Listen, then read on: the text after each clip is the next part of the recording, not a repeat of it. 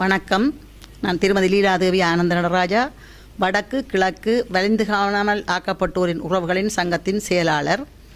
இன்றைய தினம் இந்த ஊடக சந்திப்பை செய்வதற்கான முக்கியமான காரணம், நேற்று முன்தினம் பல ஊடகங்களிலே ஒரு செய்தியை பார்க்கக்கூடியதாக இருந்தது. அதாவது கடத்தொழில் அமைச்சர் ராமலிங்கம் சந்திரசேகரன் அவர்கள் ஒரு காணாமல் ஆக்கப்பட்டவர்கள் தொடர்பாக ஒரு விடயத்தை கூறியிருந்தார்.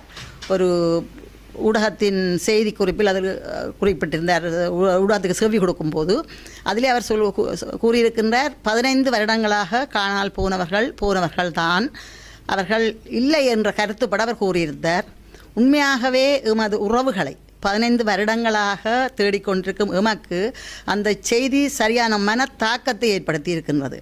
நாங்கள் 15 வருடங்களாக இந்த பிள்ளைகளை தேடி பல்வேறு விதங்களில் போராடி கொண்டு இருப்பதை விட 2837 நாட்களாக ஒரு தொடர் போராட்டத்தில் ஈடுபட்டு கொண்டிருக்கின்றோம்.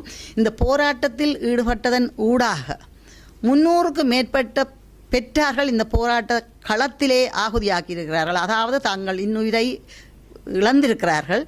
அப்படி இருந்தும் நாங்கள் இந்த தொடர் போராட்டத்தை நடத்தி கொண்டிருக்கின்றோம். இந்த நிலையிலே இந்த அம்மாக்கள், இந்த அப்பாக்கள், இந்த மனைவிமாரின் மனநிலை அறியாது ஒரு தமிழ் அமைச்சரான ஒருவர் இந்த தமிழ் மண்ணிலே யாழ்ப்பாணத்திலே வைத்து இப்படி ஒரு செய்தியை அவர் குறிப்பிட்டிருப்பது நமக்கு பெரிய மனவேதனையை அளிக்கின்றது. ஏனென்றால் ஏற்கனவே நாங்கள் மனத்தாக்கத்திற்கு உள்ளாக்கப்பட்டிருக்கின்றோம். என்றால் யோசித்து பாருங்கள், 15 வருடங்களாக எமது உறவுகளை தேடி எவ்வளவு மன உளைச்சல், உடல் வலிமை இழப்பு எவ்வளவு ஏற்பட்டிருக்கும் என்று சொல்லி. எனவே இந்த அமைச்சரின் இந்த கூற்றை நாங்கள் வன்மையாக கண்டிக்கின்றோம். நாங்கள்